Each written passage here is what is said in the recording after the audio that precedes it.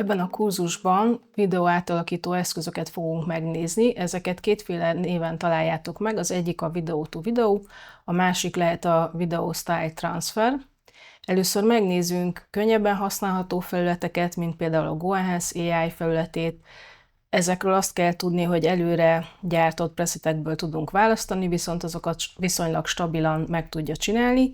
Illetve megnézzünk bonyolultabb eszközöket, mint például a Luma Dream Machine, vagy a Runway-nek az új modellje, az Aleph, ahol promptok segítségével tudunk stílusváltani, ami egy kicsivel nagyobb szabadságot ad, viszont nehezebben kontrollálható.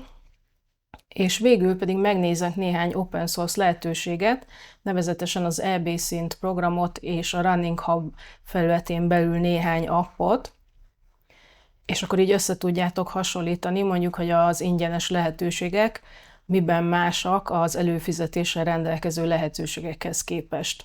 Szóval ennek a kurzusnak az a célja, hogy a végére megismerd, milyen eszközök állnak a rendelkezésedre, és ki tud választani a legmegfelelőbbet